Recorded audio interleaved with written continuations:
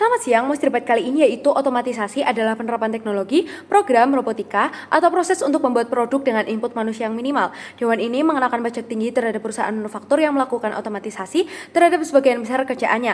Mari kita pahami definisi debat kali ini. Otomatisasi yaitu mengefisienkan tenaga manusia dan menggantikannya dengan robot, mesin, maupun suatu program. Pengenaan pajak yang tinggi yaitu dilakukan untuk menyelaraskan antara keuntungan perusahaan dan dampak bagi masyarakat, agar masyarakat dapat merasakan atau dampaknya kembali ke masyarakat. Namun di sisi lain, ada pun beberapa dampak yang akan terjadi baik itu bagi perusahaan maupun bagi masyarakat. Yang pertama, dampak positifnya yaitu produksi akan lebih cepat, lebih efisien, dan lebih seragam maupun terprogram.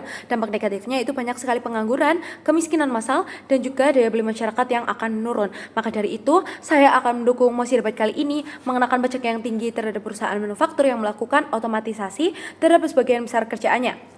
Mari kita bedah argumen kali ini. Dengan adanya otomatisasi berdampak sekali bagi ekonomi masyarakat. Adanya otomatisasi menghilangkan kesempatan kerja banyak orang. Adanya hal ini juga dapat meningkatkan risiko kemiskinan serta menghapus kelas sosial menengah ke bawah yang menjadikan perusahaan tersebut sebagai mata pencaharian utama. Contohnya sudah banyak sekali di Indonesia, seperti pergantian tenaga kerja di pabrik tekstil, sepatu, dan kain sudah digantikan oleh mesin yang lebih canggih atau lebih modern. Dampaknya banyak sekali masyarakat atau karyawan yang dirumahkan atau di PHK. Namun dengan adanya pajak yang tinggi ini dapat digunakan pemerintah untuk menciptakan lapangan pekerjaan yang baru, memberikan pelatihan kerja, dan juga bantuan sosial bagi masyarakat. Contohnya, pemerintah dapat mengadakan pelatihan kerja yang lebih relevan dengan kondisi otomatisasi, seperti menambahkan pelatihan digital di balai latihan kerja, juga dapat dialokasikan untuk bantuan sosial. Selanjutnya, keuntungan untuk perusahaan dan keseimbangan yang didapatkan oleh masyarakat. Perusahaan yang menerapkan sistem otomatisasi akan mendapat keuntungan biaya yang lebih hemat. Mereka tidak perlu menggaji karyawan, tidak perlu memberikan fasilitas perusahaan untuk karyawan, dan juga tidak perlu menanggung tunjangan seperti BPJS dan lain sebagainya. Namun, dampak yang dirasakan oleh warga dengan ekonomi menengah ke bawah menanggung akibat PHK yang akan menambah permasalahan perekonomian suatu negara. Dengan adanya pajak yang tinggi akan dimanfaatkan bagi pemerintah untuk membantu masyarakat yang terdampak agar tidak menciptakan kemiskinan yang melonjak. Bentuk pertimbangan perusahaan dengan adanya pajak yang tinggi diharapkan akan menjadi pertimbangan untuk tidak mengotomatisasi seluruh pekerjaannya. Dengan kata lain, menyeimbangkan antara manusia dan juga robotika maupun pemrograman, seperti tetap ada manusia untuk di bagian promosi dan lain sebagainya. Karena tidak seluruh pekerjaan dapat digantikan oleh robot. Selanjutnya, hal ini juga akan memunculkan pertimbangan karena jika masyarakat kehilangan pekerjaan, maka akan menimbulkan penurunan daya beli yang nantinya akan berdampak pada kestabilan ekonomi suatu negara.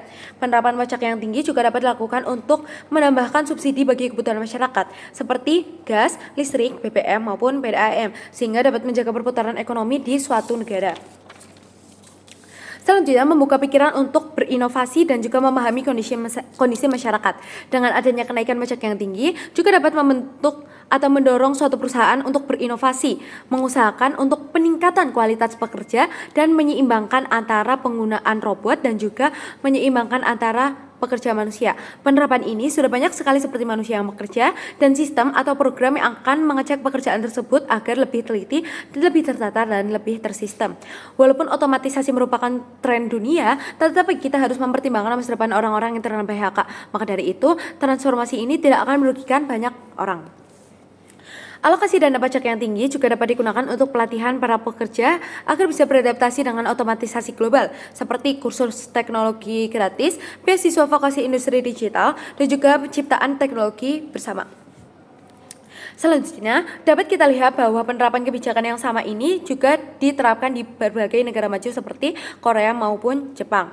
Dengan adanya kenaikan pajak ini tidak melarang atau menghambat otomatisasi, tetapi digunakan sebagai alat untuk menanggung dampak sosial yang tinggi, serta tugas negara yaitu memperhatikan kesejahteraan rakyat.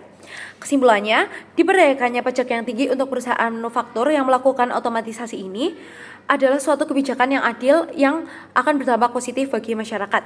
Kebijakan ini bukan berarti hambatan untuk menolak perkembangan teknologi, tetapi untuk memanusiakan sesama. Mari kita dukung kemajuan tanpa merugikan banyak orang. Dengan adanya pajak ini dapat meluruskan ketimpangan sosial. Dengan adanya pajak ini juga dapat menstabilkan suatu ekonomi di negara dan menciptakan masa depan industri yang lebih berkualitas. Tanpa adanya pajak, berisiko menciptakan dunia di mana teknologi sejahtera namun manusia yang sengsara. Sekian, terima kasih.